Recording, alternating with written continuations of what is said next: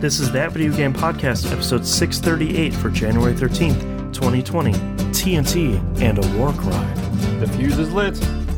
A fitting title for Chaos Incarnate.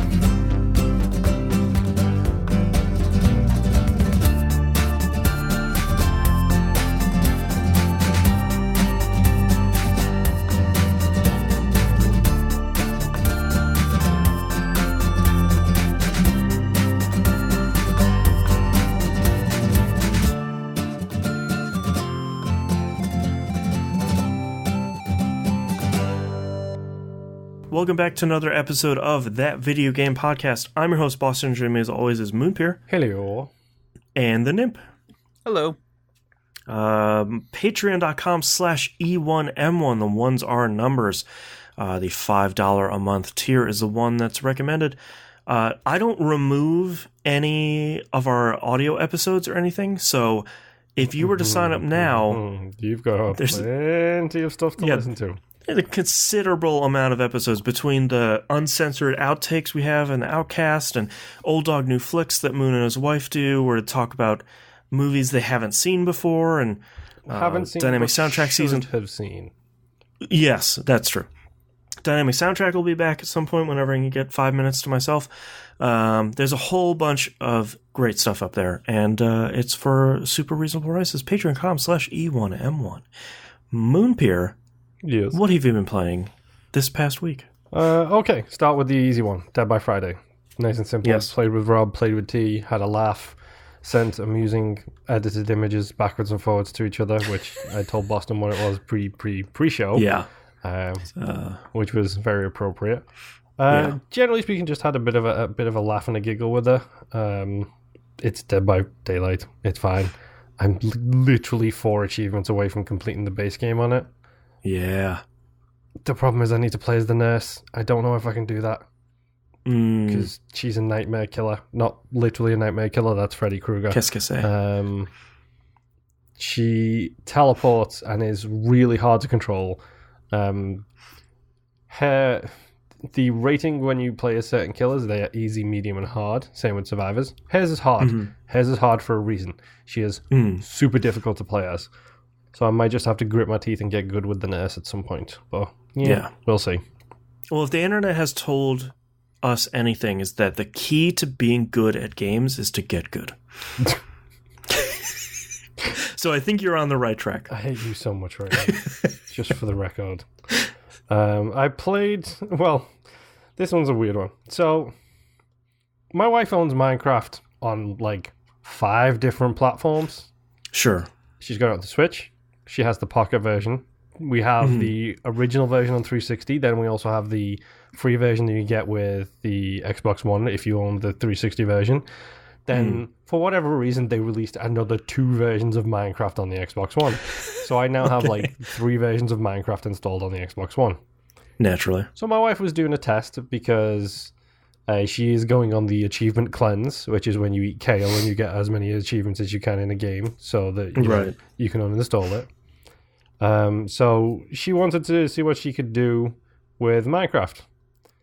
So, as it turns out, since Minecraft, the newer versions at least, have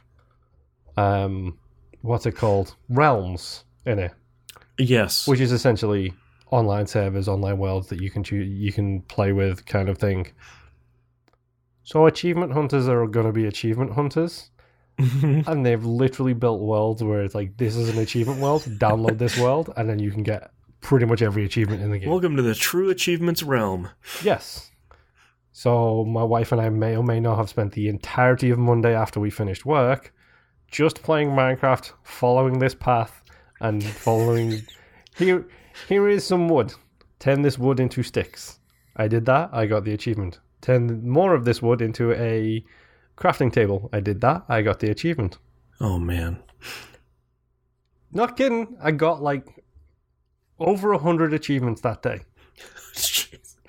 Tell me the realm has a starting point and then has a path with signs that you on it. Follow that has through a hospital. Fenced off areas, and above on the fenced off area is a sign saying the achievement name, what you have to do for it, if there are any bugs with getting this achievement to occur. Follow the blue line.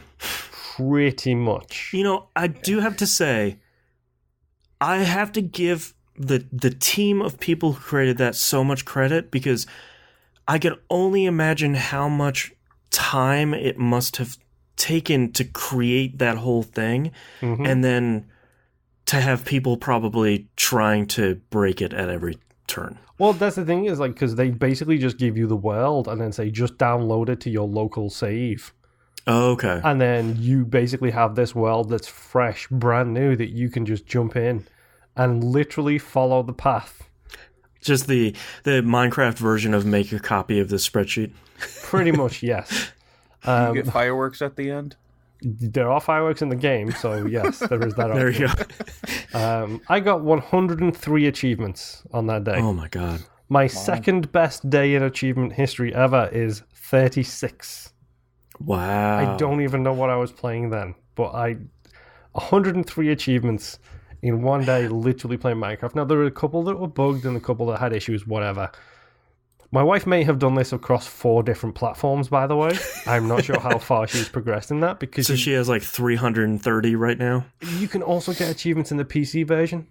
So literally, she downloaded this realm onto her PC file, ran it from her PC account, and then I jumped in with my Xbox account on my Xbox, and she jumped in on her Xbox account on her Xbox too. Oh, wow. So when you get achievements like kill, summon the Wither, which is one of the new updates that I have no idea what's going on with it. It's just I read the sign, I followed the instructions, and I got the achievement. That's the only thing that matters. I'm just following orders. So there isn't, if you're in the world when you summon the Wither, you get the achievement for it. So she'd be in the middle of putting a fish in a bucket. I wish I was kidding. And then all of a sudden she'd get the achievement for summoning the end of whatever his face is, the Wither skull or whatever, because I summoned it because we went different ways down this path, so we could basically meet and cross over in the middle. Oh, jeez. And then she checked later and her PC version was getting the achievements too. Oh, man. Because why not? Yeah. But yeah, it was fun. It was stupid. It was a nice, just literally switch off your brain and follow this path and follow the signs. Also, Minecraft has got 2,000 gamer score in it now. Wow. Which I didn't know. Yeah, they just updated the 360 version 2 weeks ago as well. Because I was only short 4 achievements on the 360 version. I logged in with my son and daughter a week or two, and all of a sudden there's 200 or something like that. Jeez. I have no clue what's going on or what's happening. Yep. But yeah, Minecraft, it was fun. It was just a good switch off your brain kind of day. And speaking of achievement cleanses, I'm going through one too, because I'm getting a little bit fed up with myself for just... here's a game, install it, sit on my hard drive for 3 years and never play it. Right. Game Pass exacerbates that problem. Yes. Because it's ooh, a piece of candy. Ooh, a piece of candy. Ooh, look at all these free games. So then they just sit on my hard drive, and then they leave Game Pass, and I don't realize it, and then they just still sit on my hard drive because I haven't played them. Oh, So right. now you're on the Master Cleanse. Now I'm on the Master Cleanse, where I'm going through my Game Pass games and trying to get them uninstalled as quickly as I can. So I played Old Man's Journey. Oh, yeah. I always want to play this. Pro tip, Boston, it's on Game Pass right now. Yeah. Second pro tip, Boston, it takes 4 hours to complete. That is a timetable I can achieve. As I've gotten older, the less hours you put after that game completion ratio, I'm perfectly happy with a 2 to 4 hour game. Tell me a good story in 4 hours and don't overstay your welcome. I love it. Game of the year. It tells you an okay story in about 4 hours, but it's got some incredible art style and really cool puzzle design, really simplistic thing. It's a mobile game. Pretty sure it evolved from the mobile game spaces. But I think it's cool. It's a cool design. You click and drag things to move the platforms and the hills and stuff to give this guy a path to. Sorry, hold on. You move the paths and the hills to let the old man go on his journey. Interesting. Yes. 2 feet of snow, uphill both ways. Uphill both ways, and then never goes downhill in his life. Yeah. It's a cool game. The music is cool. Again, this was very much I'm going to switch my brain off and just enjoy this story. It's no Edith Finch.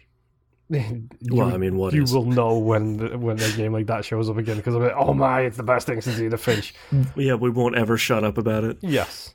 But it's a cool little experience. Like, it's a microcosm of like a little life story, and like tells a heartfelt, warming kind of story. And it's going to take 4 hours of your life, and I didn't pay any money for it. Technically speaking, I did, but you know what I mean. Right. Yeah. But it was cool. It was a nice little thing, yo. I give this the Game Pass pass, which Boston has seen my notes now, so he actually knows that I actually write this stuff down too. The second pass was highlighted? Yes. Game Pass - pass highlighted. Yeah. My other note in here is, it has very easy achievements. But that's mostly just for me. Yeah. I finished off Tracks too. The Tracks, a train building game, I think it was the full title of it. Boston, have you played this in front of your daughter yet? No. Have you even installed this game yet? No, because she was very bad this week and I had to take away her actual physical trains. So, no. I felt like that would be a sort of insult to injury. Please install it. Install it overnight when she's not awake, whatever. Because... I think I have it installed. I think I had used the Microsoft's Game Pass app to remotely push it to my Xbox One. Mm-hmm. So I beat the passenger mode. There's a whole bunch of stuff going on. Guess what? I got the 1,000 gamer score. Yay! Congratulations to me. The thing that interests me about this game, it's basically a giant toy box mode. Mm-hmm. Where it's like, here is a bedroom, build a train track around it. Mm-hmm. The thing I didn't realize how in deep it goes is it also has basically build a town. Like, it has props and decorations, and like you can literally build like a city and have the train go through the city. Put the little trees down. Put trees, little lampposts, little fences. Nice. I really want to see her reaction. I don't actually want to see it because I don't want you to FaceTime me. Like, I don't have Apple products anyway, so you couldn't. Well, I would like to hear your reaction. You telling us what she thinks of it. Right. Literally my final notes for this game, because I talked about it enough last week, was if you have kids, probably a Game Pass pass. If you don't, probably Game Pass fail. Right. So I want your kid to view this game and see if it kind of clicks, if like that imagination, like, I mean, I don't know I'm not sure how old your kids are, if they are still in the wooden train set stage or not. It's a video game. They'd play it. Okay. There you go. Yeah. But it's one of those things, like, I'd love to see what their reactions to it is, just so that, you get I want to hear about that stuff. Yeah. Like, is this the type of game that, because it's on Game Pass, it will speak particularly well to kids of the younger generation? Right. An actual 3-year-old. Yes, an actual 3-year-old. Not you, a mental 3-year-old. Hey, wait a minute. And my final game this week is the most controversial game. Oh, yes. Okay. All right. Hold on. You know what this game ready. is. You already know. I don't, but I'm excited. Really don't? It's Thimbleweed Park. Oh. Which is another Game Pass game. Wow, okay.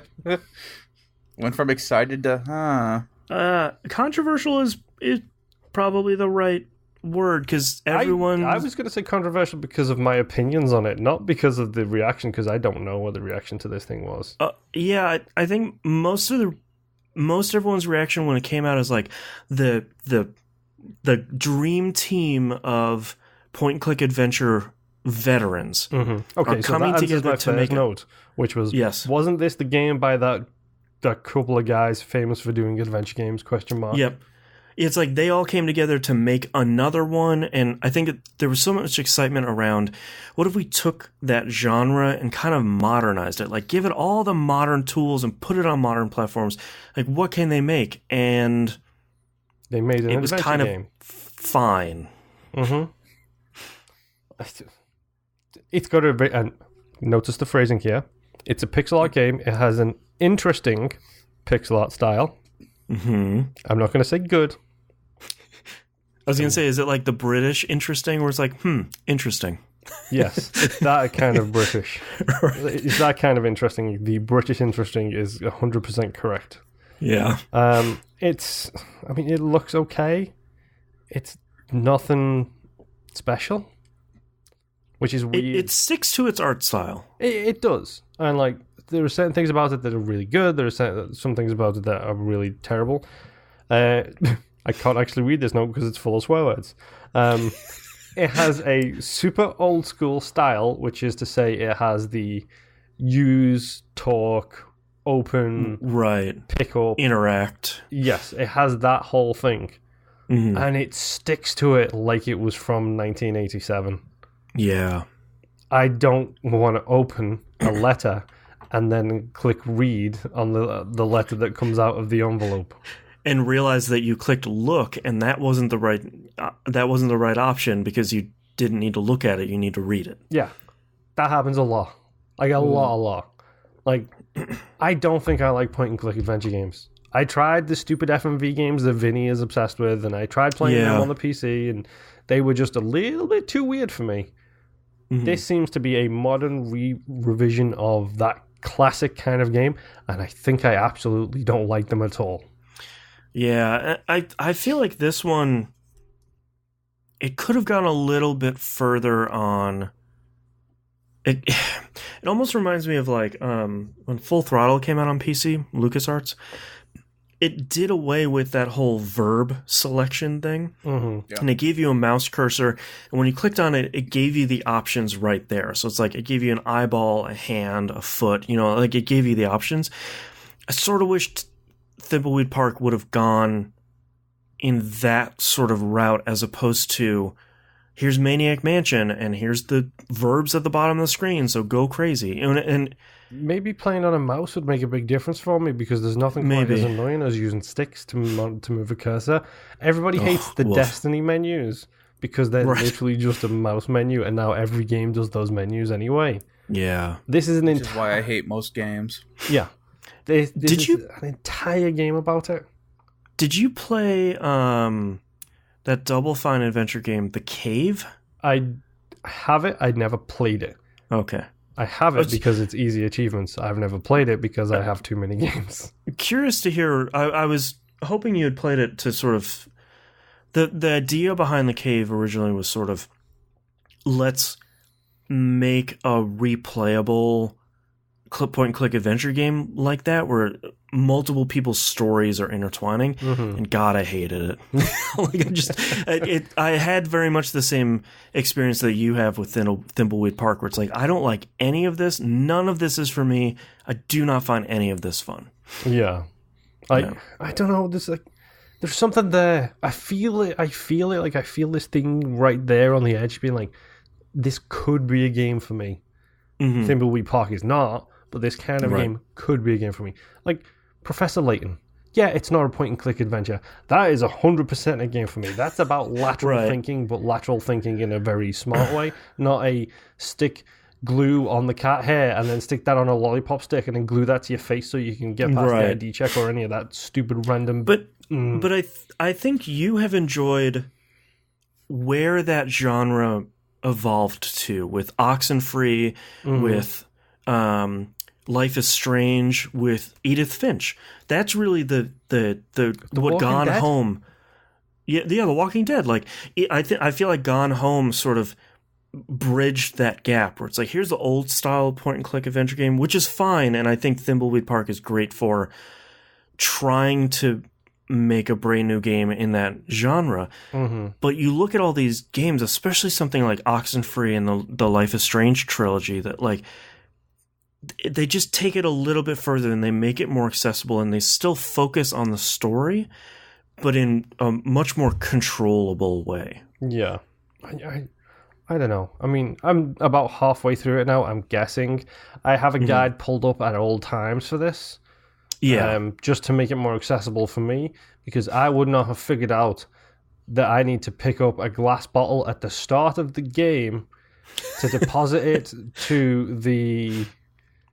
Like in a recycling thing? Yes, to get 5 cents so I can then use a copy machine 2 hours later. Right.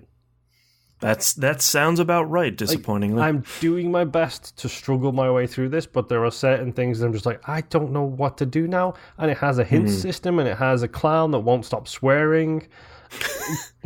Naturally. Yeah, but I feel like if you're not enjoying that game, and I feel like, especially since you're going through your backlog and trying to clear out stuff, you give it the old college try for a puzzle. If you can't figure it out, just look at a guide. Yeah, like, just keep on moving. That's essentially what I'm doing now. Is like I'm trying to see if I can think my way around it. And like I said, I'm pretty good at lateral thinking. Like Professor Layton's one of my favorite games because that rewards really good, solid lateral thinking. Here is the problem. You're thinking about it straight ahead. You need to step to the side and think about it that way. Put the 2 corks in the holes to stop the guy from smelling the bad smells. It's not the corks at the top of the screen. It's just his nostrils.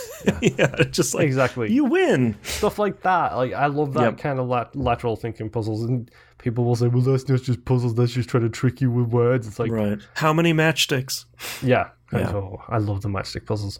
There are some interesting things about the game though. Like I will say, like it was kickstarted, which probably led to a whole bunch of people backing this. Based off what I'm about to mention, I think English people and Germans really love point-and-click adventure games. Okay. I say that because there are 2 backer awards which are very clearly visible in-game. And that is, there is a library in the game, and in the library is hundreds, and I mean hundreds of books. Each book has basically like a 3 to 4 paragraph thing written by a backer, and they can choose what they want to write on that for it to show up in the game. The very first time you pick up one of the books in the library, it has a post-it note on the front saying, these books were written by our backers, and they are fully responsible for the contents. Oh no. Okay. Some of them are really cool. Like, it's like, here is a book full of dumb dog jokes. And here is a 4-paragraph section from a short story that someone has written right at the drama scene. And it's just like... That's cool. There's an achievement for reading 100 of them. Oh my god. Okay. I read 100 of them. A lot of dog jokes in there. Some of them are genuinely great, and some of them are the ramblings of madmen. Right. It's really, really cool, like, reward idea. Then you get to what I'm assuming is the next tier of donations for Kickstarters.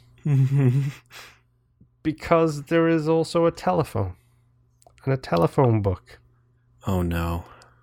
And if you call the people in the telephone book who are bold, you get to listen to a voicemail message.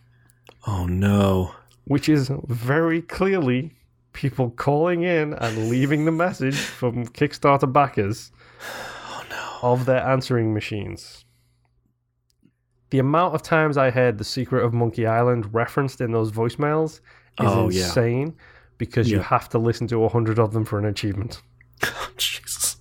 That's more like a punishment more than anything else. I would have said yes, but this might sound creepy and voyeuristic, and I apologize You're among in friends. advance if it does. Yeah, I'm among friends here. What about the people listening? Whatever. They might have something doing to the say same about thing that. you're about to tell us that you're doing right now. So Right. Okay, Right. true. But no, it's like these cool little snapshots into people's lives at this time when clearly it was before the game came out. Clearly these people were excited about this thing. And you get the dumb stuff like, this is the what's it called when you stuff an animal? Taxidermy? Thank you. It's a taxidermy and pizza shop, you know, we stuff them and we bake them, you know. We get those kind of dumb jokes. But then you get like the husband and wife and their 3 kids doing the family voicemail message, and like that is a snapshot in time of a baby saying bye bye into the phone. It's like really cute moments. Like I said, Monkey Island references. Then there is clearly a group of like 5 or 6 people who all got together and made a plan, because it's a circular message loop of one person saying, if you want to know the truth, talk to this person on this number. Oh, and that's then fun. You know, you do that. It's like 6 times you go around, and then you get back to the first one, and it's a reference to each other. It's like this really cool little, little thing. And that's why I said apparently a whole bunch of English people and German people love point-and-click adventures. Right. Because there was a whole bunch of English people and a whole bunch of German in those voicemail messages. That's fun. And German is a beautiful, violent language. Mm-hmm. Yes. It's great listening to this thing, and I literally have no idea what he's saying, and it's subtitled, but the subtitles are in German. I literally don't know what he's saying. It's like, that's cool. I'm just going to listen to this. I got literally up to the first page of B in the phone book to get to the 100, because you have to look at the phone book, and then you get the 4 numbers, and then you put the phone book down, because you can't, it's a point-and-click adventure, so you have to open phone book, these 4 numbers, press B, pick up phone, hit 4 numbers, listen to voicemail, put phone down, pick up phone book. I took a screen. I picked up the phone book, opened it, took a photo of my television, changed the page, took a photo of my television, changed the page, take a photo of my television, so on and so forth. You get the gist of what I'm doing here. Right.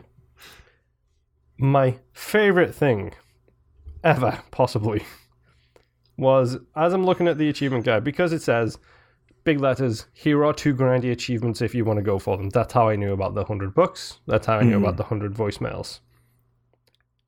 So the achievement guide, and this is, I apologize if I come off as ageist here, particularly towards the young people in the audience, but it's set in 1987.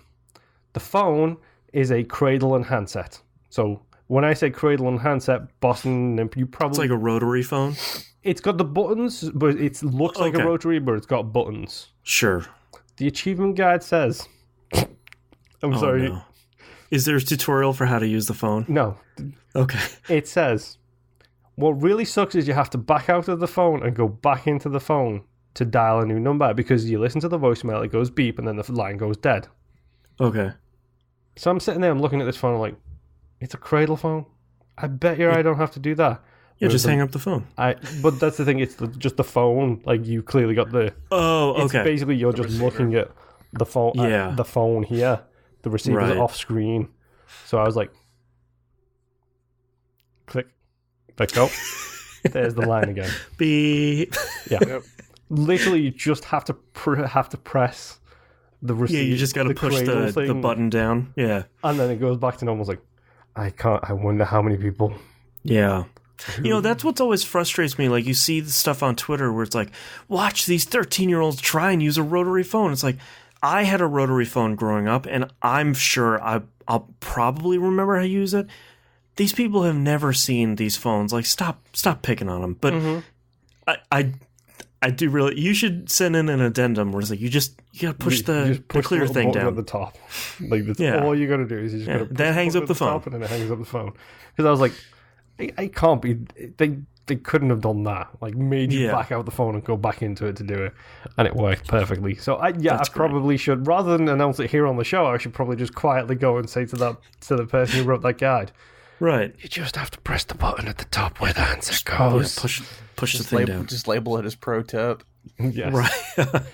But I mean, we'll see. Thimbleweed Park. It's interesting. We'll see how it continues. I'm pretty sure I'm at the halfway point now. Someone is dead. If you've played that game, you might know what I'm talking about. Sure. I don't know. The writing seems forced. Like, that's a bummer. I hate to say this. It feels like a bunch of old men trying to make young man jokes. Oh, boy. Yeah. But yeah, that's all I've been playing. Nimp, tell me about your game. All right. So, I've been playing Code Vein. I have read a lot about people complaining that this game is way too easy because you get a partner that you get to bring with you to fight things. Oh no. Yeah, exactly. I don't know who these people are that are complaining that the game's too easy, but I don't think they actually played the game. Probably. Knowing the internet, probably not. Yeah. I can see in the traversal areas where you're exploring, it does feel like I don't have to worry as much because I do have another person there to help me out. But in boss fights, doesn't matter. Right. There is the last boss that I fought. They called it an executioner, and it's basically got a scythe, and this thing is fast, and it gives you the slow condition anytime it hits you. And they do the cool thing where you don't instantly you're not instantly slowed. It has to fill a bar, but your movements start to become slower. And if that bar gets filled, then you have the full slow condition. It's the old Dark Souls UI kind of thing where it's like, this fills, and then you got to get cursed, and then you're just going to want to kill yourself. Yeah, right. Which sucks because this boss is fast, and you don't want to be slow. Right. I think I had to fight this thing about 6 times before I finally came up with a game plan of my partner was going to be the person that was up in her face with the big sword, and I was going to be the person in the background with the gun shooting it. Right. Because it never failed that anytime both my character and the partner were within range of her, we would both get hit with some big attack, we would both get slowed, and we couldn't heal fast enough to not get knocked out. You just had to astral chain it up. Pretty much. Try to wrap her up in that chain. Yeah. But I mean, it was a cool fight because it really made you think on your toes. And I don't remember fighting anything this fast in the Souls games before. Mm-hmm. Maybe later on in Bloodborne there's something that's really fast, but I mean, this thing was tearing across the screen. The only thing speedy ones I can think of is the stupid Black Knight guy. Like with the big knight guy right after you defeat the other fast boss, which is Sif the Wolf. He's pretty quick too. Okay, yeah, maybe the Wolf would probably be a good comparison then. But yeah, it took quite a few times to finally take this thing out, and then I get their weapon, which is really awesome. And that's kind of the crap thing about this game, is that they go full on anime with the weapons, where you are this small framed character carrying this massive weapon. It's just a giant syringe. Yes, to the point that it can block your camera view. So my character was walking around with this giant hammer, which was basically rebar with concrete on the end of it. And I couldn't see anything to the left of them. Because this weapon was so huge. That's great. And your partner is constantly running back and forth around you sometimes, just random NPC glitch crap where they can't stay in one spot. So you see movement, you think it's an enemy, it's not, and then you get used to it, and then it actually is an enemy that's behind you, so then it scares the crap out of you. Right. Yeah. It's a fun game. I really like it. The last area I beat, it was you basically went underground, at least the point I'm in, because there's multiple paths you can take too, but I'm underground. There was a lot of water and it was foggy, and you have a map, which is something that I love about this game, is I have a map. Right. It's all I ever wanted out of a Souls game. I'm not asking for a lot. Yeah, but you have this thick fog that's around you at all times, so you can't see very far, and your map only fills up once you've resurrected certain things throughout it, and then you get like this one whole portion of the map, but there's still other areas that you haven't gone into. It was real interesting, and it also was very terrifying because in this area there were these really tall demon things that you were fighting, and you could only really see them by the glow in their eyes. But they're so tall that you don't readily see the glowing eyes in the mist, kind of. Okay. So, and every once in a while you just sink down in the water a little bit, so your character's really slow, so then you have to run through this area. And sometimes there's enemies that aren't tall enough to go up past the water, so you don't really see them. Jeez. So it made for an interesting run. I'm really liking the game. Yeah. So, next game I played, Cold Steel 3. I am so close to beating this game. Didn't you say that like last year? Literally? I know. And the funny thing is, they just dropped a crap ton of story in like this one section that I just came up on. And I'm not going to spoil anything, but in this game, there's not really magic when you first start out. Later on, there is magic, but like the abilities that you use in the game, they're called arts, and it's like Star Ocean. where it's not actually magic, it's technology, but it's technology of the highest level, so it might as well be magic. It's nanomachines. Yeah. Yeah. You eventually find out in the first game that there is real magic in the world. It's just not readily known. It's kind of like Harry Potter. Right. The witches and the wizards that are in the game keep to themselves, and they stay out of the normal people's lives. Yeah. And it's probably something they explained in like Trails of the Sky 2 or something, because they're all interconnected. Mm-hmm. And they just introduced what I call the first metahuman, where I basically just ran into a vampire. Great. And speaking of the Arrow shows, which is really weird because the game is based. It's hard. The game is based in like our reality, basically, where until it happens, you have to assume that it's following our rules and all that stuff. So we obviously don't have vampires. This is the third game, and there has been nothing mentioned about there being other, types of humans or whatever in this game. And all of a sudden, they don't even come out and tell you. It's just you happen to see somebody's teeth, and then you're like, those are vampires' teeth, and their eyes go red for a second. And I was like, that's a freaking vampire. That's just Alucard. Is anyone else seeing this? Is it Vincent? Yeah. No.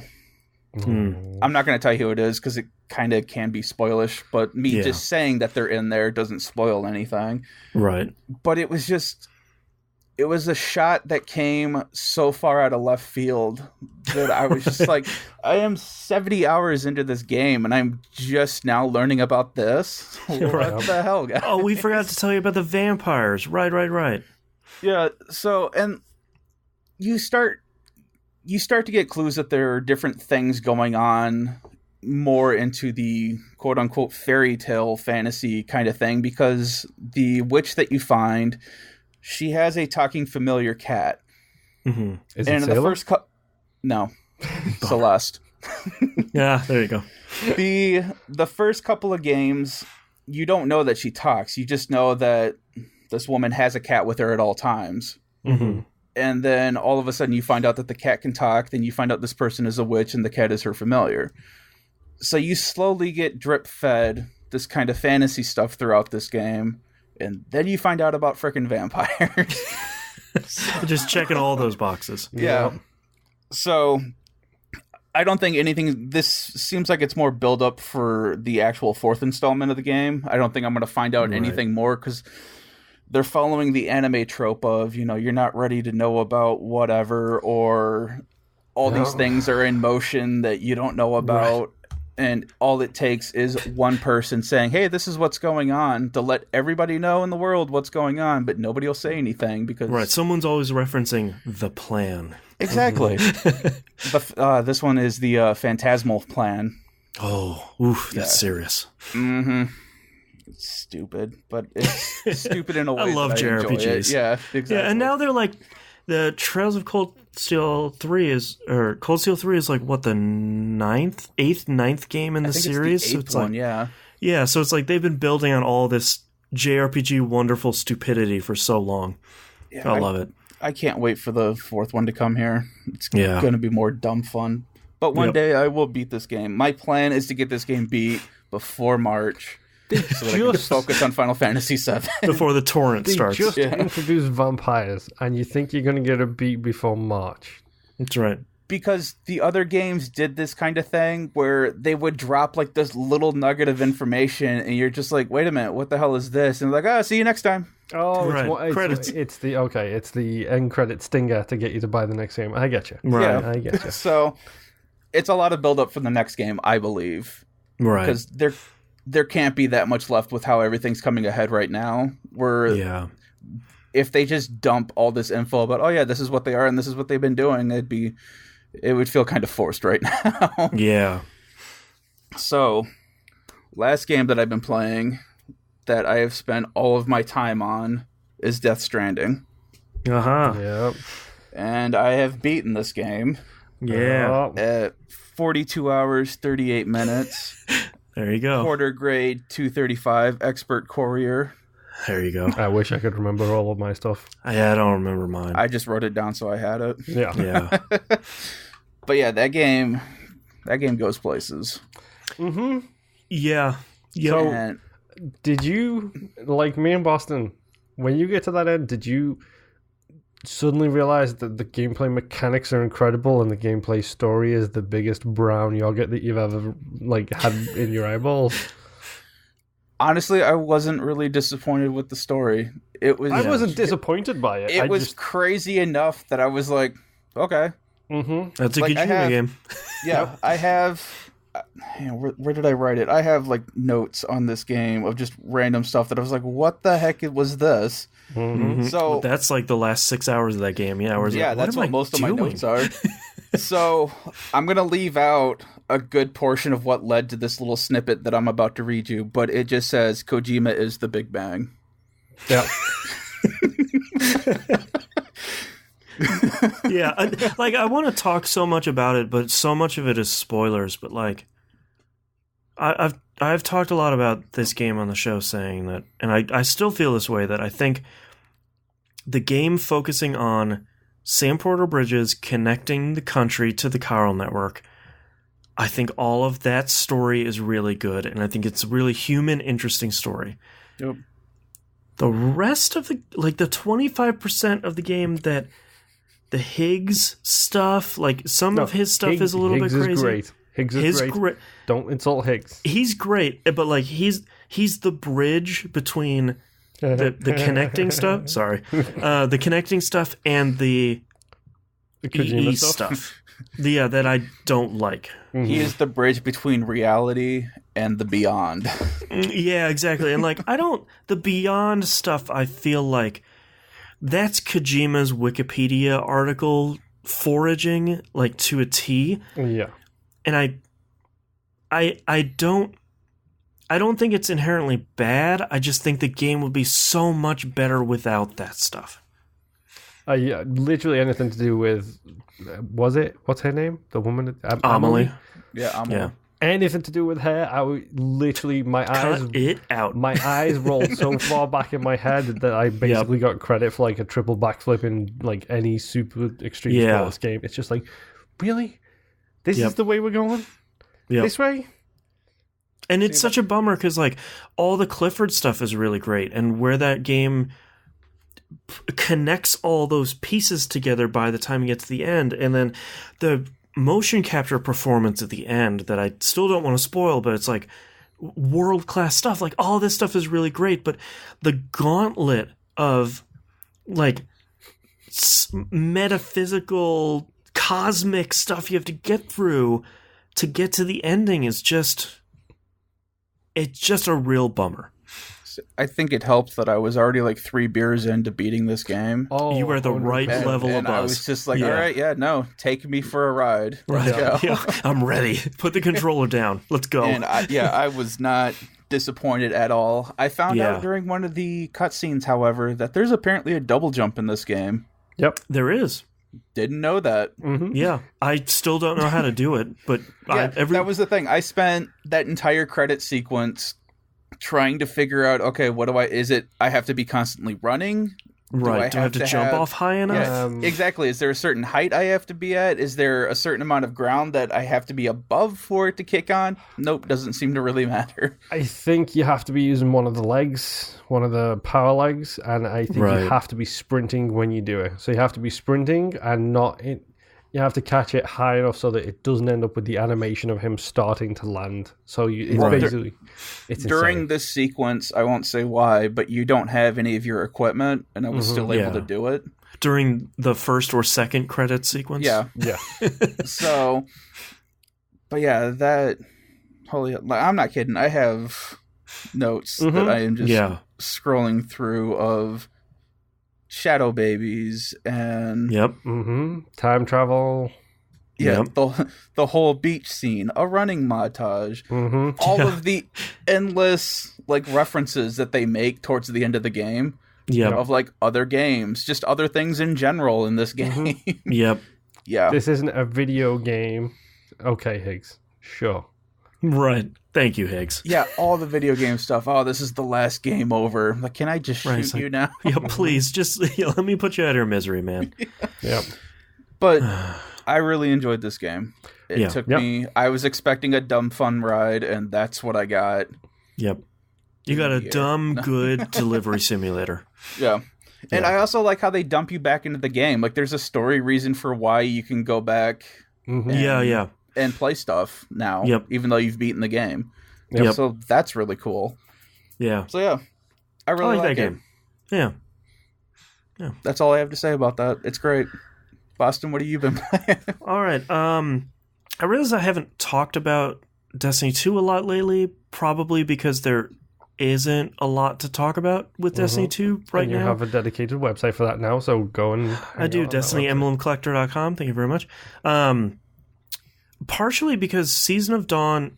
Last season, we had the launch of Shadowkeep, the big expansion, plus the Season of the Undying. So we got kind of two content drops at once. This season is Season of the Dawn. Or Season of Dawn? One or the other. I should know this. The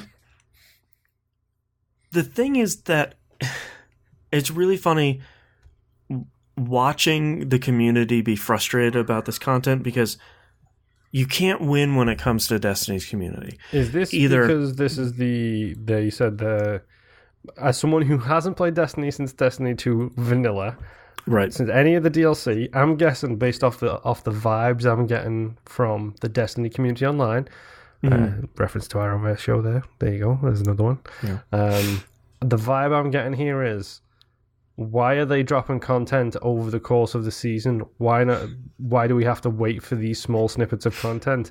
Why can't they just give it to us all at once, which they previously did, and then they said, why are you giving it to us all at once? Right, why is there 3 months with nothing to do? Mm-hmm. Uh-huh.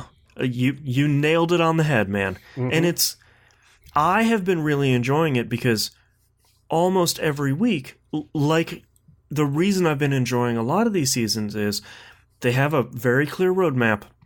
And every week, sometimes every other week, there's something new to do. Like, it might not be entirely new. Like this last week, there was an exotic weapon mission that just launched, and the higher difficulty of the Sundial, which is this season's seasonal activity, that launched. So it's not new stuff, but you have something new to do every week on top of the weekly bounties you're typically doing and all that stuff. And I like being able to hop in on Tuesday on reset, do a bunch of stuff, and then kind of dip out. And the Hannah and I will play on Thursdays. We'll get a bunch of stuff he's working on done, and we'll work towards, he's working on the seasonal title that I'm doing as well. Because this season's title is called Savior. So you get to have that in purple letters under your name. And I like not having to be married to this game week over week to have to grind stuff for months to get anything done. I like being able to play other games. And I think that's really great. And it's sort of surprising to me that people are upset that they aren't married to one game. Because there's a lot of other great games coming out, especially March 23rd, 2020. Wait, what's March in general? What's March 23rd? That's like 6 games. I know. Is that Animal Crossing Day as well? It's Final Fantasy. I think it's either that week or the week after that is Animal Crossing and Doom. Persona 5, Royal. There's a lot of stuff coming up. I'm gonna say there's something big coming at the beginning of March too, and I can't remember what it is now. Maybe that's Animal Crossing. Is it Cyberpunk? No, that's maybe April. Maybe it's Cyberpunk. Okay, that's there we go. Yeah, it's like so the first week of April. Yeah. So I don't remember. I'm still enjoying playing Destiny 2, but I'm sort of enjoying the positive side effect of not having to play every single day just to get to the point where I can get the seasonal title. Can I just say the way I've been trying to phrase this sure. more recently? I'm fine with games as a service. Mm-hmm. Because that's what Destiny sounds like it is for you right now. It's a game as a service. This 100%, is a service that you like. It's not what Destiny used to be, and it's not. Especially Destiny 1 was really bad for this. Games as a job. Yes. Because that's what they used to feel like. I want more games as a service and less games as a job. They've been... Part of how Bungie has been trying to quantify it is they want to make Destiny into a hobby. Mm-hmm. Like they want to be the place that you and your friends hang out and you can do all this stuff. And there's stuff you can do to be engaged, but not, like you say, a game as a job. And I think the hard part that the community that's in the same spot that I am is it's an interesting balancing act because I've been playing Destiny for 5-6 years straight now. I've done most everything, and I'm okay with that because I've been doing it as it comes along. The incredible benefit of people that are playing New Light is that for free, they get like a year and a half worth of content that they can just take however long they want to do to chew through it all. And all that stuff is available, including the seasonal content that's happening right now. So for people that are just joining the game now, there's no end in sight of great stuff to do in Destiny. And I think that's really exciting. And the fact that there's less stuff for me to do is okay, because I've been there. Like, I've done all the cool stuff they're doing right now, and that's fine. Destiny hipster. Well, and I don't even think... I hope it's not... gatekeeping now. Yeah. I hope it's not coming across as that, because... No, it's not. Because okay. You come across as someone who is thankful for the fact that there is less to do for you and more to do for the newbies. Because... as much as I hate to say it, I have done this, you have done this, Nimp has done this, we have all had a game get its hooks into us where that becomes the game that we play. Whoops, I have a problem. And if they can stop it from being, like I said, if they can stop it from being a job to play a game that you quote-unquote enjoy, and you can just enjoy it however you want to enjoy it, then that's fine.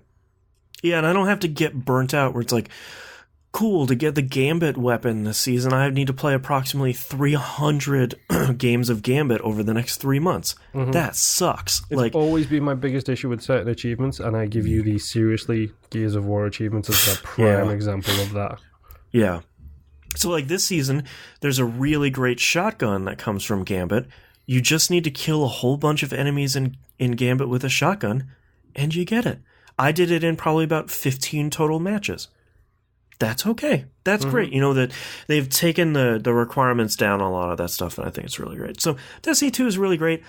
Not a lot for me to talk about because it's like a new season in Fortnite. You know, it's like, the map is a little bit different and there's some new stuff to collect, but you're still building, you're still shooting. Like I could get into the minutia about it, but it's not a Destiny podcast, so I won't. Mm-hmm. Instead, I would really like to talk about the thing I didn't talk about last week because we went really long, which is SaGa Scarlet Grace Ambitions. Yes. Break this down. Yeah. So I looked up when the first SaGa game came out here, and the first couple of SaGa games came out here on the Game Boy as Final Fantasy Legend. Yep. Final Fantasy Legend. I recognize. Yeah, Final Fantasy Legend 1 came out in 1989. So I am now a 30-year fan of this series, which Final Fantasy hipster feels great and terrible at the same time. The SaGa games have always been marked by the director Kawazu, I believe his name is. They're weird. They're not your typical JRPGs where you're picking fight and you're kind of mowing through normal mobs and get to a boss and kind of unleash, Knights of the Round, and then you kind of obliterate it. Mm-hmm. They're always really weird about, like, using skills to strengthen them or strengthening your party members by in different ways depending on how they do stuff, or, building the world so you can strengthen your party members. Like, they're always just really weird games. SaGa Scarlet Grace Ambitions thankfully streamlines and does away with a lot of that stuff. So this is a Vita game that came out 2016, I think. And that was SaGa Scarlet Grace. Ambitions is basically they added a whole bunch of quality of life stuff. They put it on PS4, PC, iOS, and Android. And it's all the same game across all 4 platforms. And this is one of the best RPGs I've played in a really long time. So what it does is really interesting because it does away with a lot of the stuff that I really like at JRPGs. There are no dungeons and there are no towns. Neither of those are explorable. Basically, as you're walking across the world map, it has a really great style where you walk across a dungeon, it basically pops up like a pop-up book, and it has a really cool hand-drawn art style. And then when you sort of wander away from a place, it sort of folds back onto the map. How they do dungeons is you go to a dungeon, it'll give you a little description, it'll give you a string of battles you're going to fight. It'll say, here's the elemental affinity for these battles. It'll be an easy fight and then 2 normal fights. So 3 fights back to back. You got to fight all 3 of those and then you'll clear out this place. Towns are one screen with a menu, and it's basically, here's the people that will upgrade your equipment. Here's a couple people you can talk to. Here are the people you can send out missions with. Bit like Darkest Town, Darkest Dungeon. Stripped further back than that. Yeah. It's just one screen and like 3 options. Blacksmith, leave. Yeah, very much so. But what's really interesting is there's also no money or equipment drops. Armor or weapons don't drop. Money doesn't drop. None of that stuff.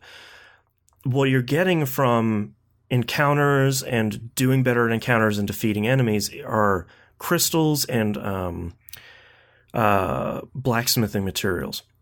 And basically, what you need to do is you need to use all that stuff to upgrade the equipment you have on that you start with and get all that stuff better and better. And as you upgrade your weapons, they do more damage and they can block more attacks.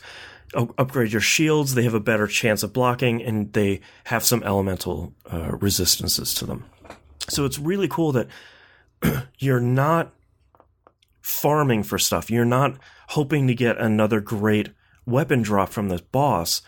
If you're having trouble with the boss, maybe you fight a couple of encounters, get the last couple of materials you need, and then upgrade your equipment, and then you have a much better chance.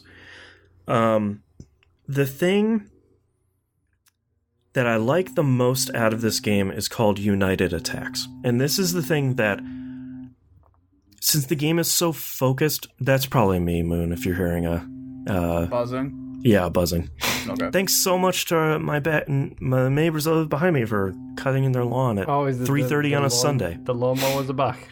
Uh-huh. The thing that I really love the most, and the thing that makes... Since the battles are the focus of the game, the fighting and all the other stuff is thin. You know, it's not a... There's something else that I'll get to that's interesting. But United Attacks are what's really sort of the meat of the battles. So let me give you an example. You have the turn order at the bottom of the screen like you do in like 90% of JRPGs nowadays. But the turn order matters a lot in a way that it doesn't in most games. In most JRPGs, you want to sort of push your enemies to the back so you can attack first and do all your damage, or defend first, or whatever. But what you're doing is you pick all of your attacks or spells or defenses or whatever you want to do, and then at the end, you sort of pick ready, and everybody acts in that order.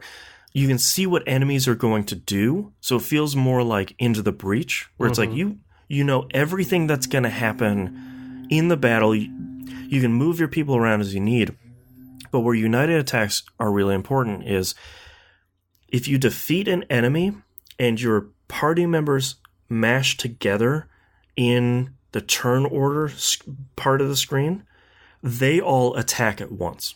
So as an example, you have 2 party members here, an enemy in the middle, and then 2 more party members. So hold on, just let me see if I'm visualizing this correctly.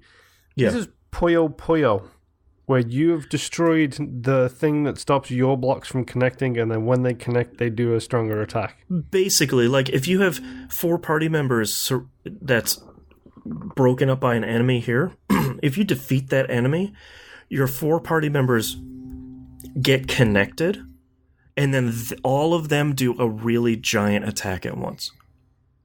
And that feels so good, battle over battle, because you can actually do that multiple times. So if you have like 2 person and 1 person, they smush together and then they defeat an enemy with their united attack, that chains up to multiple times. Mm-hmm. And it makes individual battles really fun, where normally you just keep hitting attack, and just trying to get through the riffraff to get to the boss. But each one of those battles really matters, and you can run into just normal enemies that have a battle that's rated hard, and that's going to be more difficult than some of the bosses you're going to fight. Yeah. And they also do the thing that a lot of SaGa games do, where so you have battle points, and each attack costs a certain number of battle points. With the default formation of your party members, you start out with 4 battle points, and you get an extra 1 every turn. So first turn you have 4 in your total pool, next turn 5, 6, 7, and you choose how many of your attacks are going to take up that pool. The more you use a specific attack, the less battle points it's going to take you to cast. So like maybe when you learn a skill, it might cost 3 battle points, but you use it a whole bunch. Next thing you know, you have this really incredibly powerful spell or attack or something that only costs 1. Mm-hmm. So a bunch of your party members could use 4 incredibly powerful attacks all in the first round and sort of do some good work. And on top of that, the world map is really interesting. It's surprisingly very big, but each area kind of has an overall puzzle that you need to sort out. Like, there's one area I was going through where there's all these shrines around there, and you have to pray to each shrine, and some of them will need you to do like 2 or 3 things to pray to that shrine successfully. Then when you do all like 12 or 15 shrines in this area, a couple of boss battles pop up. Excuse me. And then I've sort of gotten stuck on that boss battle because it's incredibly tough. But there's this really interesting... There's one area that I fought a bunch of enemies in these giant poisonous stones. And after activating all of those, I made a volcano erupt and washed away 2 towns on the map. So those are totally gone now. And then like an egg popped out once I let the lava cool. So I had to like go fight a bunch. A dragon popped out, defeated that, and I got a really cool overpowered fire weapon. So you got an overpowered fire weapon at the cost of 2 towns. It was worth it. There's a lot of towns in that game. But like, there's just so much going on in this game. I think I've played... There's 4 characters, and you start off the game. There's kind of like an overwrought intro movie that is voice acted a little bit strangely. But you basically... It gives you those like ogre battle sort of questions at the beginning where it's like, you see a starving beggar steal a piece of bread from a food stall. Do you ignore him and let him go, or like kill him for stealing? And they give you like 12 or 15 of those, and it pops up one of the 4 characters and like, you should start with this one. I'm still playing as the first one, and I think I've gotten to the final boss of my story, and I've probably played like 35 hours over the last 3 weeks. And that's just one character in this game. I'm really enjoying it. And I know I'm not doing the best job of explaining it, but it's a more simple game than this guy usually makes. And as a side effect, it's way more streamlined. And unfortunately, it doesn't look that great. It's a Unity engine game, which is usually fine, but it seems like they didn't get a super big budget. And it's like an up-resed Vita game, so like it's not going to look that great. Yeah, and you did also say Android and Apple devices. So yeah, like it runs on a whole bunch of stuff. So it's like not the best. It's not going to go toe to toe with Final Fantasy VII Remake or anything like that, you know. But it runs well. I haven't run into any bugs, and it's a JRPG that is light on story, but the battle system really pays off and it really matters. And I think I haven't played a game like that in a really long time, and I think that's why I'm really clicking with it. Mm-hmm. And I really like the SaGa games, and they're usually weird and overly difficult and sort of impenetrable, and this one isn't. And I think this is a really great starter for so many people for the SaGa games, where it's like you can get into this, and the tips section in the game is really good. And it teaches you how to do everything, and then you just kind of go experiment, and you go try to see what happens if you clear out this jungle that has a bunch of bees in it on the world map. Oh, the bees are flying somewhere else. Oh, there's another jungle for me to clear out. And it's like, what happens if I clear out all 4 of them? Oh, something cool happens. And each area of the map, and I think there's like 15 or 20 areas on the map, they all have something you can do like that. And it's just a really solid, great JRPG. And I'm glad I took the leap, because it was RPG Site. I think they named it as their RPG of last year, and their review was really glowing, and a bunch of mobile sites had a lot of really glowing reviews. And it's like, all right, I should probably buy this game for like $23 and see how good it is. And whoops, it's really good. Yep. So, I was gonna say, I thought it was less than $30 too. Yep. I think it just went off of like its launch sale. I think it might be like $27 or $30, but I mean, it's still half price of what you're gonna pay for most RPGs, especially for something of this length. So, I'm really excited to finish up this character's storyline and see how it ties into the other ones, because there's 3 other characters, and I haven't really looked at anything because I don't want to get spoiled, so I'm not sure how they all tie together, but I've run into the other characters in the world as this character, so I'm curious to see how much all that stuff ties together. But yeah, SaGa Scarlet Grace Ambitions, it is a pretty great JRPG, and I feel like it's going to be one of my favorites if its quality sort of continues as it is.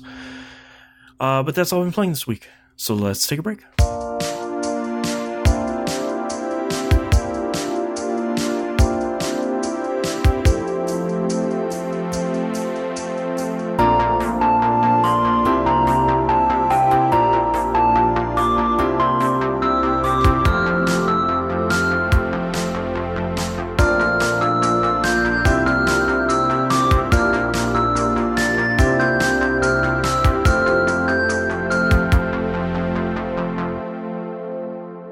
Let's talk about releases for the week of January 13th, 2020.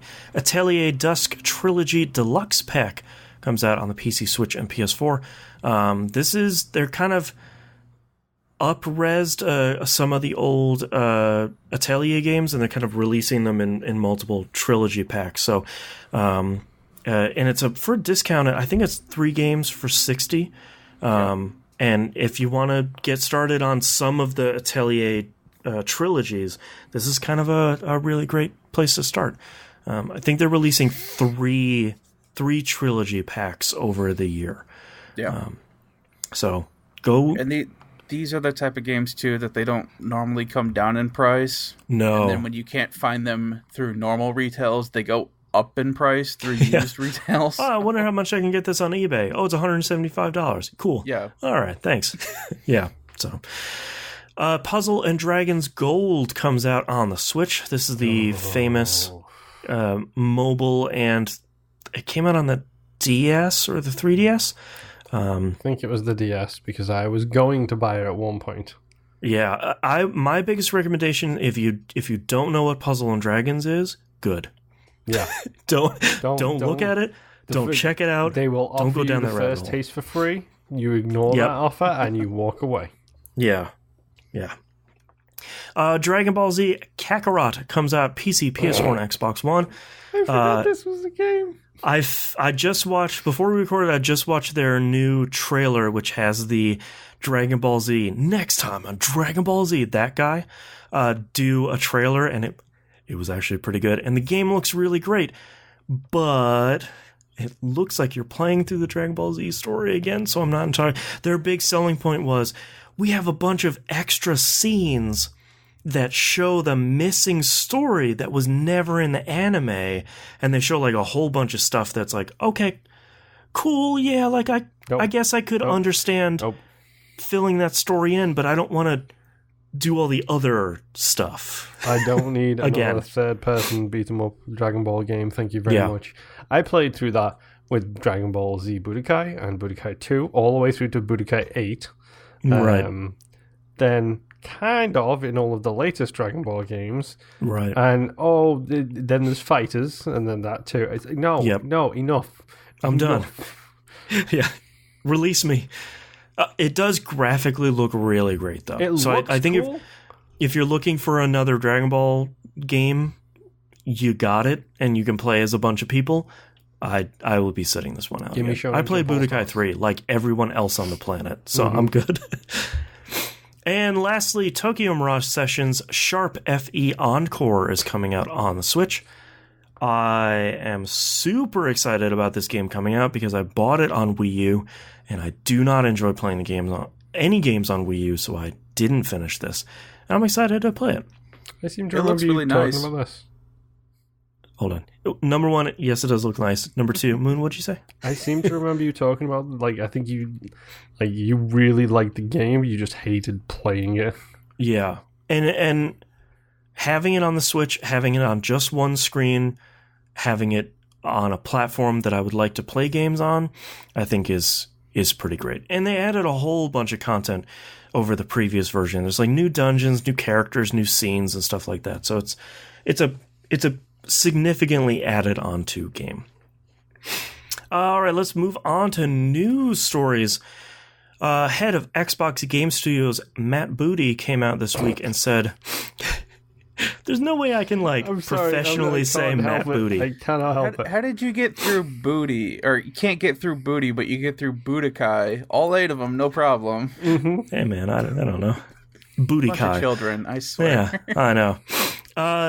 Is saying that the Xbox Series X, and I'm assuming whatever other their next gen consoles will not have any next gen exclusives for around 2 years. That makes sense. So what they're saying is, what he's saying, Mr. Booty, is saying that he says, quote, as our content comes out over the next year, 2 years, all of our games, sort of like PC, will play up and down the family of devices. We want to make sure that if someone invests in Xbox between now and Series X, that they feel they made a good investment, and we've committed to them with content, end quote. This also seems to only focus on first-party games. Doesn't seem like they're setting a policy for a third-party. Mm-hmm. Well, I mean, they've been pushing PC parity Yep. for the past 3-4 years. That's fine, whatever. Yep. And that's good because it means that anybody who has an X and doesn't feel like upgrading right now isn't going to get shoved in the freezer for spending, $500-600 on a console halfway through a life cycle. Mm-hmm. Well, and Microsoft wants to sell games. They want to sell consoles, but they only make that money once. Mm-hmm. So if you have an Xbox One X and Halo Infinite comes out, it's not a bad thing to play that on your X. I'm sure there'll be some enhancements if you play it on the Series X and faster loading because of an SSD or whatever. But the fact that they are saying, you have a PC, you have an Xbox One X, you have a Series X, you have xCloud, you have any of this stuff, you can just play the game. And this one specifically is on Game Pass, so you sort of don't have to spend any money on it. And I think that's a really great... Xbox has talked in the last couple of years about saying, we really want to get people playing. We want to get games in the hands of people, and we don't want to have those barriers. That's why they're pushing xCloud. That's why they're pushing Game Pass. And for them to say, like, yeah, you don't have to have the new console, I think that's really great. Because if you want to play the new Halo, it shouldn't have to be, well, it's $60 on top of $600 to buy the new console. Obviously they want to push. If we're lucky. Yeah, God, if we're lucky. But they don't. Of course, they want to push the Series X console. They want people to buy it, but it shouldn't be a requirement. It shouldn't have to be like, well, if you don't want to play it now, and I guess wait for a couple years to play the brand new game, I guess. See you later. I wonder if that also means, too, that there won't be the general sales of the older consoles. Like, whenever the new ones would come out, you would sometimes see a price dip in the older generation of consoles. Oh, sure. Yeah. I wonder if that'll, stall maybe that out a little bit or delay it so that it's not immediate. I feel like the S might, but I wonder how much they...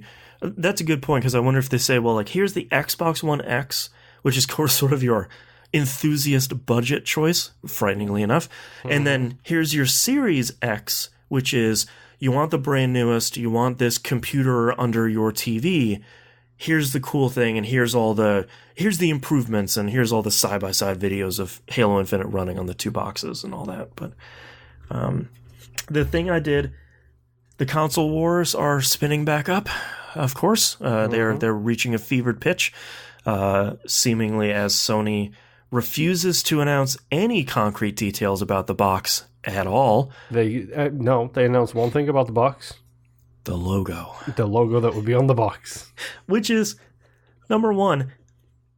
Why is anybody super upset about the PS5 logo? It looks like the PlayStation font with a 5 on the end of it. Who cares? It does. Yeah, like it's so funny that I see people getting pissed about it being called the PS5. It's like, how did you not see that coming? And like, I watched Sony's CES presser just to see if there was anything PS5 they announced, and they talked about like how many people bought PS4s. It's like 106 million or something like that, and like all the PS Plus people and PS Now and all that stuff. And then they said, like, the announcement we have this time, they didn't even couch it as a big announcement. Here's the logo for the PS5, and they put it up, and it's the PS4 logo, except they erased a 4 and they drew a 5 in the same font, and that's it. Yay. So surprising that people are like, that's really the dumbest logo. And it's like, no, it's brand marketing that works. Instead of the 4, it's a 5 now. That's how it works, People know the PlayStation logo. People know the PlayStation font. Well, let me correct that. People know the Spider-Man / PlayStation font. Yes, yeah. That's what people know. Like, they're gonna stick with it. The only reason why the Xbox is up Brown Creek without a paddle right now, when it comes to naming stuff, is because that stupid mental, and it does exist, folks, that stupid mental thing of 4 is higher than 3, 4 is better. Yeah, exactly. Yeah. That's literally the only reason. From a John Q. Street Fighter fan, like, that's... They know that the number is higher. Well, and the thing that... there was 2 reactions that I've seen from multiple people on the internet about this story. The first one is, I can understand... I can sort of understand their confusion. People are saying, like, so what? Like, I'm going to be able to play Halo on my PS5? And it's like, no, that's not the exclusives that they're talking about. They're just talking about cross-gen exclusives. Though I can see where some of that confusion could be, especially with, like, Minecraft being on the Switch and all this stuff sort of being on different platforms. The other one that I saw, and, like, this is reaching a new low of, like, console fanboyism. Really quick. Yes. That person you've just described. Yeah. Like, I can play Halo on my PlayStation person. That's the type of person who reads the headline and then comments. 100%. Yeah. And, like, I can understand, especially, there are a lot of people that this is potentially their first generation change, especially with how long this last generation has existed. I can understand that there is some genuine confusion about, like, well, there's no platform exclusive, so, like, Horizon Zero Dawn is going on the Xbox One X, right? It's like, well, that's not what they're talking about. The thing that I was floored by, and, like, I just have to laugh about it, is a bunch of people saying, like, well, that's why I prefer Sony, because they have console exclusives. I'll be able to play a bunch of stuff on PS5 that I can only play on PS5. It's like, that's not really the selling point that I think you think it is. You should want more people to play more games. Mm-hmm. And if you want the better version of it, like, there's still a bunch of unanswered questions around this one where it's like, are we going to have two versions of Halo Infinite? Is there like a Series X one? Is there an Xbox One X one? Is it the same one? We don't know yet. But it's like, if Horizon Zero Dawn 2 comes out and people can play it on PS4 and PS5, and the PS5 one just looks better and loads faster, that's a win for everyone, no matter whether or not you have the new console or you don't and you still want to play the game. That's the thing I loved about the X. Like, the X was shockingly simple to literally... I got the X, I hooked both of my Xboxes up to the same Wi-Fi connection. The same internet connection. I wired them both in. And literally setting up the X, it was like, do you want to transfer from a different Xbox in this household? I was like, yes. Press I want to transfer it from Moon's Xbox, not Jess's, Moon's Xbox, to this Xbox, please. At which point, it literally started copying the hard drive over our Wi-Fi connection at like 500 megabytes a second. Yeah. And I was like, that's cool. And then I went in, it was like, do you want to allow, like, your TV is 4K ready, it's HDR ready. Do you want us to set up so that we will automatically download the enhanced patches? Right. You click a checkbox and then it just starts downloading all these enhanced patches for the games that you already have installed.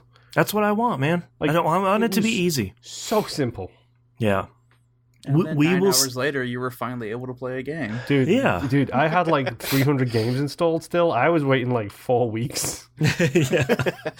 But I mean, like, I feel like as the consoles get more mature and as mobile gaming gets more mature and like moving from device to device and moving from generation to generation gets so easy, I feel like we're seeing those expectations finally come to life, as opposed to like, all right, well, I'm going to take all my discs off the shelf and start putting them in and get all these patches. It's like, no, man, we're going to make it as easy as we possibly can. And I think fairly that's the expectation going into the next gen that I hope the consoles meet. But I mean, that's going to be part of the launch week for these consoles. It's like, how easy is it to get stuff onto this thing? Mm-hmm. And does my box work? Yeah, that's true. Yeah. Sony are making me nervous because the fact that they're not saying absolutely anything at all about the box, which they're not saying anything. Tells me straight away it ain't the Series X. Well, and my concern is the rumors are coming out this week. They're a little thin, but there are rumors nonetheless that Sony might skip E3 again this year. It's like, if there's one E3 you shouldn't skip, it's the one where a new console is coming out. The thing with that, though, is the line for E3 and the E3 booths and the E3 press conferences and stuff like that, like, you get people who, like, literally, like, I think the second EA left, whoever was the next oldest person got the choice to take their floor space, which was the next biggest floor space over. Right. And it's got this weird archaic pecking order about what happens. Like, you lost your spot in line, man. Like, sorry. Go to the back you go. You want to THQ's not giving up any floor space. You've got a food court. You've got a food cart down in Kensha Hall. That's what you've got. Yeah, exactly. Come see us in Kensha Hall. We're Sony. Mm-hmm. Well, it's not just that, though. Like, they've also looked at how many of their top tier talent has left. Yeah. In the past, like, 3 months alone. Well, and my concern about these two boxes isn't the hardware, because on paper both of them are exactly the same. Mm-hmm. We don't know which type of SSD will be in the PS5. Let's assume it's an NVMe, because there would be no reason to put a standalone drive in there.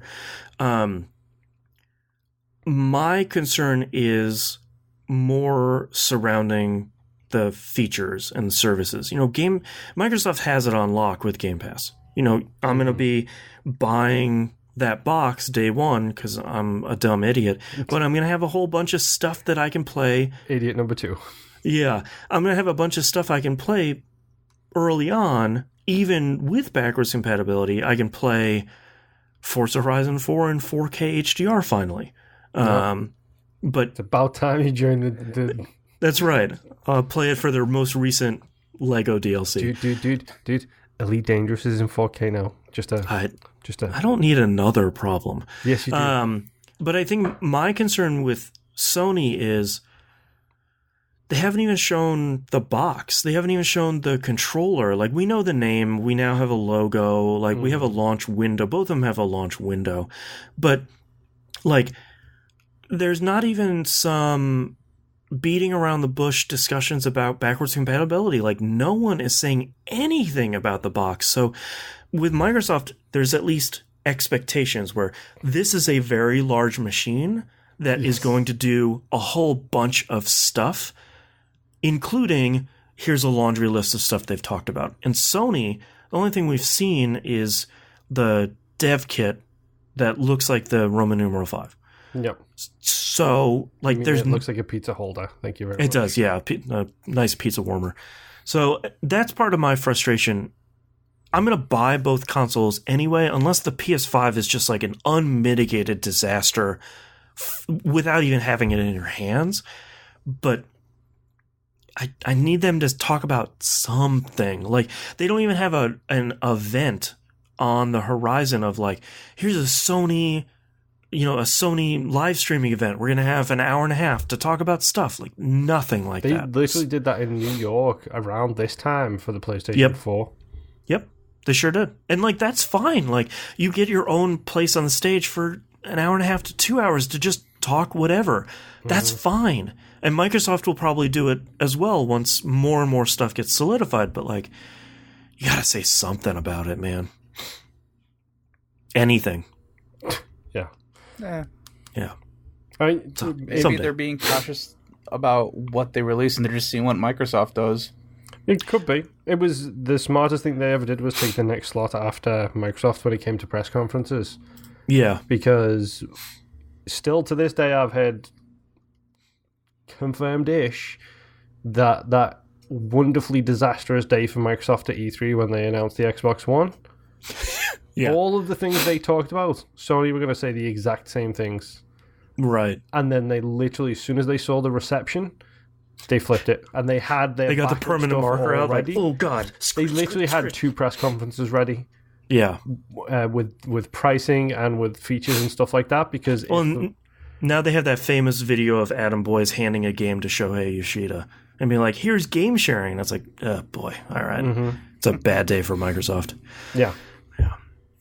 All right, let's move on to emails here. Slick Nick sends us an email, says, hello, so listening to last week's episode made me want to try Elite Dangerous again. I tried it several times in the past. There was something about the complex systems that kept me from diving in deep with it. I'm a big fan of Space Adventure and hoped it would hit that itch. I talked with Moon and Limp on Twitter about getting the game for Xbox so I can party up in the future. I liked how the one tweet made so many people want to get back into the game, so I bought the full game and the Horizons DLC add-on. I went through the tutorial and seemed to get a better hang of the system this time around. Did quite a few missions back and forth from Matet and Dromi.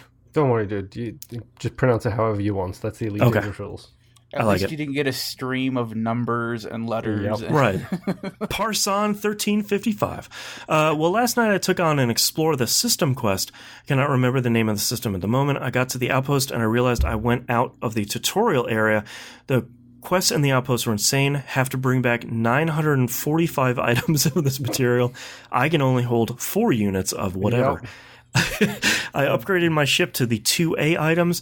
Then I decided to take on a courier mission to the Korolev plant. That was definitely a big jump for that mission. So I'm really in a place with nothing around. Sorry for the long email. Starting on January 25th through February 2nd, I'll be off work and my wife is out of town. I would love to team up and get some help understanding the game more. I'll try and hit you all up before we have some free time. Thanks, Nick. If you see me online, send me a message. Specifically, if I'm playing Apex Legends and you see me in a party with 2 other people, chances are I'm not going to play then because I'm probably playing with my wife and Em. Sure. But if I'm just... If you're playing Thimbleweed Park. If I'm playing Thimbleweed Park, it's literally going to be the thing that comes out of my mouth.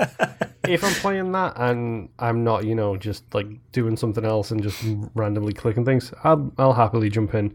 You learn lesson number 1 though: read Read everything. Read the missions, especially. Yes. Especially. Well, and pro tip, don't forget that your empty hold, you can travel further than a full hold.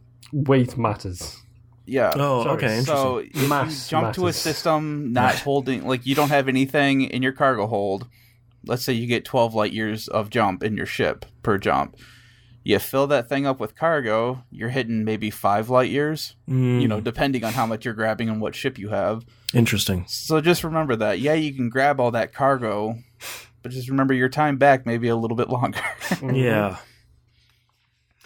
T-Bomb Rocks in Discord asks a couple questions here. It says, who would you say produced the overall best arcade games in the 80s/90s? Data East, Capcom, Konami, SNK, etc. What are some of your favorite arcade games during that time? I feel like I lived in arcades so much, but all of that knowledge has sort of oozed out of my brain over the decades. Arcades for me were the very few times we went to Blackpool. And at that point, it was Time Crisis. So, yeah. Like, arcades didn't exist in anywhere near the populace in the UK as they did over here. Yeah. Like, our mall had a really great arcade. It was huge. Our mall had a pet shop. Well, that was the thing that the kids wanted to do when they went to the mall. Right. I just had to look it up because I wasn't sure who made it, but the original Teenage Mutant Ninja Turtles arcade machine, which was apparently made by Konami. Mm-hmm. That's right, it was, yeah. So I played that way too much.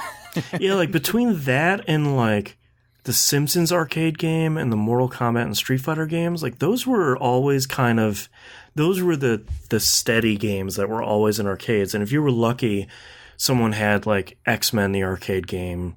There was one place in downtown Cleveland that had it where it was like the four person cabinet with like giant screens. The Powerhouse, I think it was called, was the arcade down there. But other than that, it was usually like, here's Primal Rage and a couple Street Fighter machines and virtual racing, and there was kind of your steadies. Mine was always a bowling alley on some military base that just happened to have those games. Yeah, like bowling alley. I moved here. Yeah, and then I moved here and we had an Aladdin's Castle. Oh, there you go. Yeah, bowling alleys always had like the interesting ones where it's like you have two arcade machines and both of them are weird. First time I saw poppin' music in DDR was at bowling alleys. Yeah, there you go. Well, even now, like the bowling alley just down the street from me, they have like a full-on arcade set up and a full-on laser tag area. Wow. And they've got some nice arcade machines in there. Yeah. My kids were playing Daytona. What are they on now? 2125 or whatever it is now? Cruising the universe. Yeah, exactly. My daughter couldn't reach the pedals, so I had to kind of wedge myself in between the seats so I could push down on the pedal floor. And parenthood. Yeah, I don't know. I feel like Capcom did it best. Capcom made a lot of really great ones. Jimbo Jangles in chat says NFL Blitz and Cruising USA. Those are like the classics there. Cruising USA was great. Mm-hmm. Anything else that I like really loved that we sort of don't hear about anymore? The shooters, Time Cop. Yeah. Those were fun. Virtua Cop, Silent Scope. Silent Scope was great, yeah. The Terminator 2. Oh. That was the first time I remember having a giant screen and that giant machine gun that you were shooting. Yeah. What was it, Revolution X? God. I beat Revolution X in the arcades. So did I. That was a bad game. Aerosmith's Revolution X. Why did you say the name of the band, dude? Why? Shooting CDs at like scorpions. That sounds like fun. So bad. I haven't been to an arcade in a while. There's like Dave and Buster's is always sort of popular. There's always like barcades, especially in this part of the country, but I haven't been to any in a while. In Tech Valley, they have barcades. I never would have guessed. Weird. And you can throw axes for some dumb reason. Mm-hmm. Don't throw axes when you're drinking, people. Yeah, come on. Please. We have too many people. I've seen way too many videos of axes bouncing back on people. Mm-hmm. Yeah, it's like this if is you not. Don't do it right, it will happen. Yeah, like don't do it, people. We have Strong here, so whenever I get the arcade feeling, I just go to Strong and play the pinball machines. There you go. Because it's like It's the I don't think I have a lot of pinball machines. Like they have the history of play museum, so it's like video games from all the generations, and then literally just a big, huge section of pinball cabinets. Yeah, that's the stuff. Mm-hmm. T-Mon Ross also asks, with the next Assassin's Creed game rumored to be a launch PS5/Series X game, has me thinking about the future of the franchise. Personally, Assassin's Creed Odyssey is one of my favorite open-world RPGs ever. Yep. Mm-hmm. I'm still playing the DLC from last year, which in itself feels like a full game. My question for you is, do you think the Assassin's Creed series will continue this trend of taking a year off but producing large DLC for the off years? I hope so. They need to stick on it. Like, it's helped that series revitalize itself so much. And I think from a marketing standpoint for John Q. Street Fighter fan, I think not having a new game every year is important, because by the time that a casual fan might be interested in the series again, there's a new game coming out. Where if you come out every year, more than half of the people that are playing your games are going to miss them because they just played one for $60 or they're burnt out or whatever. Yeah.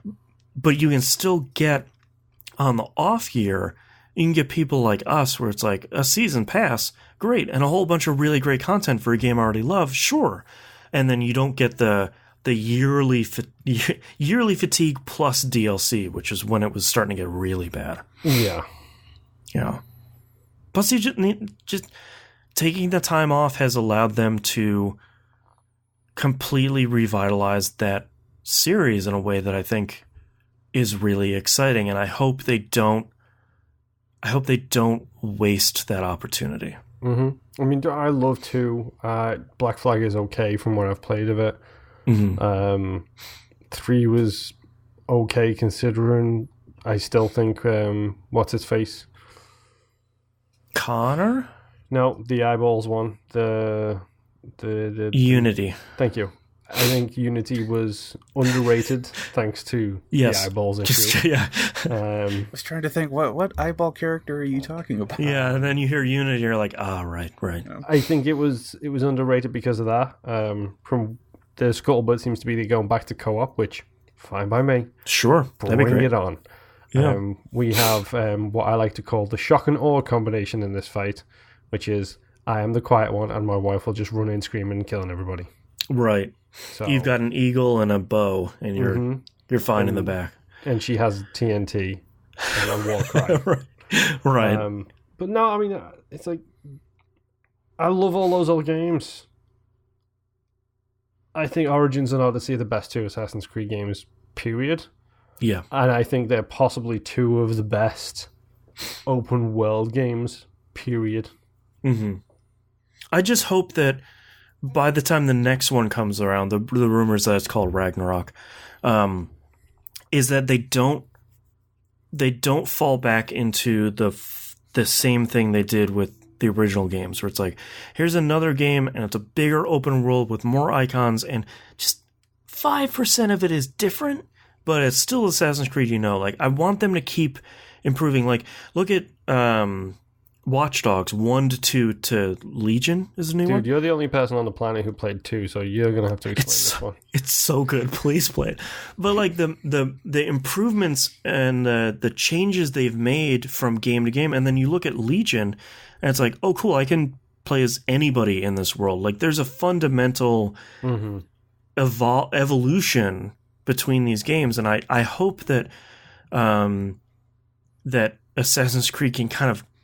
They don't have to do such a huge leap, but I'd like them to continue to evolve that series other than, well, it's twice as big as the last one. It's like, that's not what I want.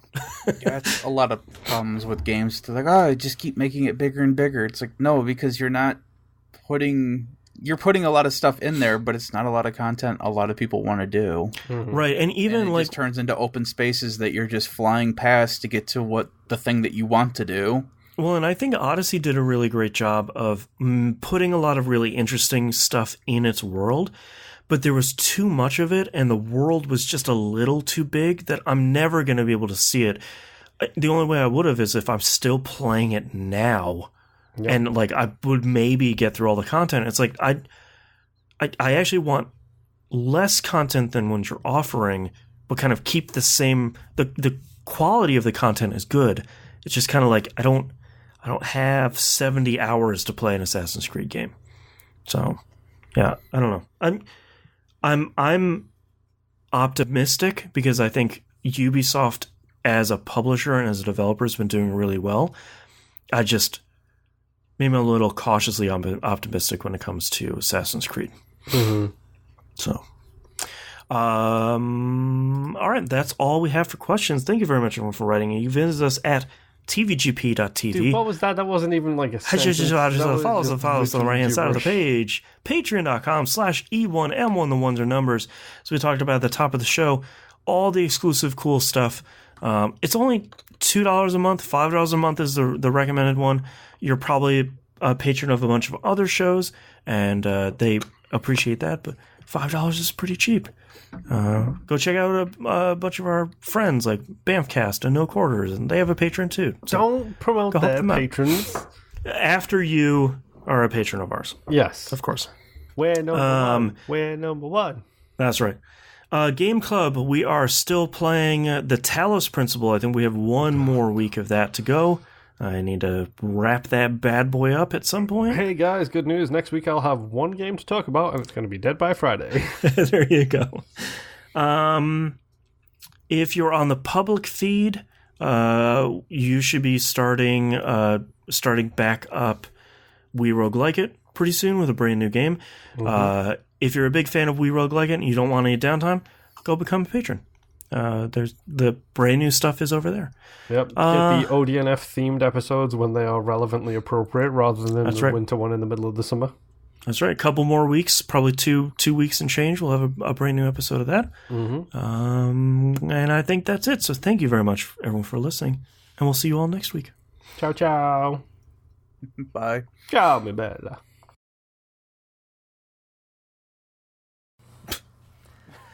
All right, Nimp, hit me with your titles. All right. Got a couple long ones in here that are just funny, so bear with me. I appreciate that. I have The Key to Video Games, Get Good, Achievement Cleanse, the Master Achievement Cleanse. It has very easy achievements, and it was just the way that Moon had said it that made me write it down. Not You, a Mental 3-Year-Old. That probably gets vetoed. Probably. I can't read this. It's full of swear words. A little long, although normally I would approve it, yeah. Stick, Glue, and Cat Hair.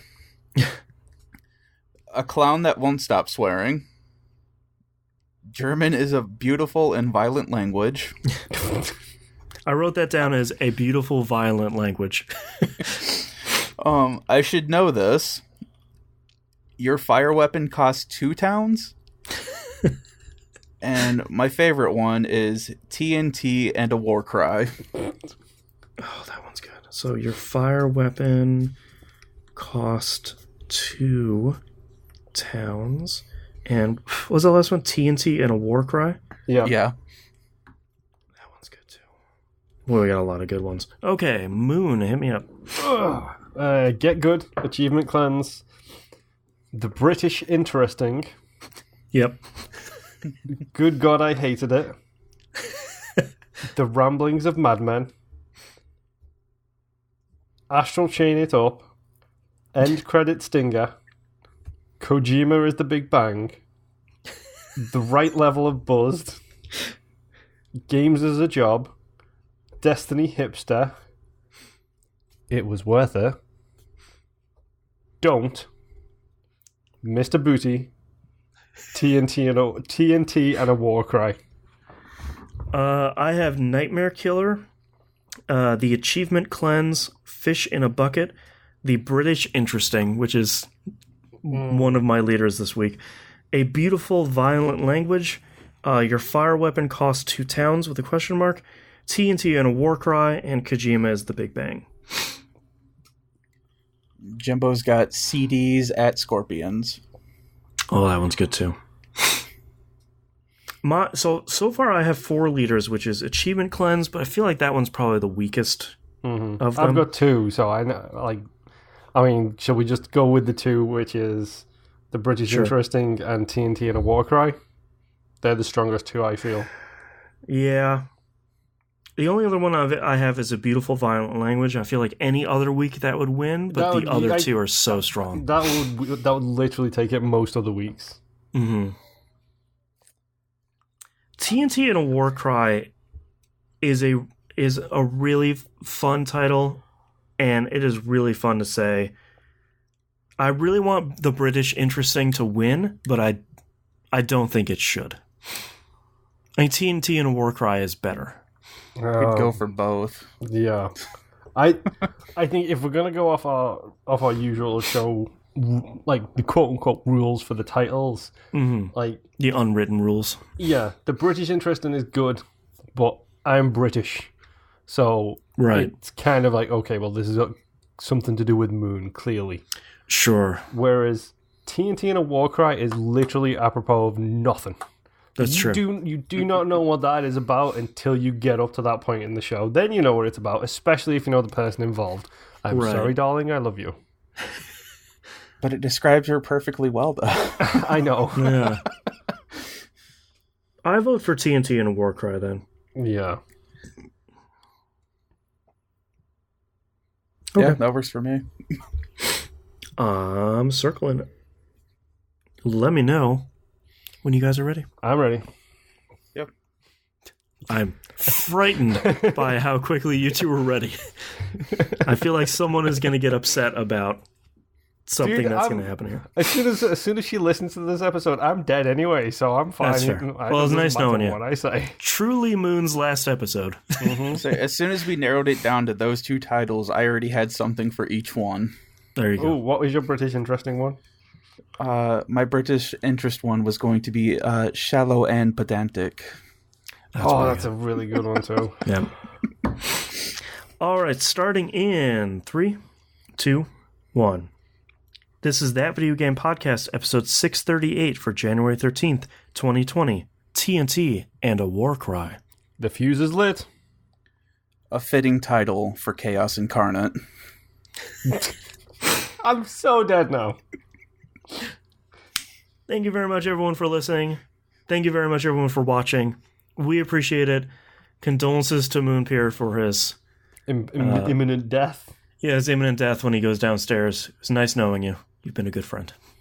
Great. See you all next week. Bye. See ya. Bye. And we can stop recording.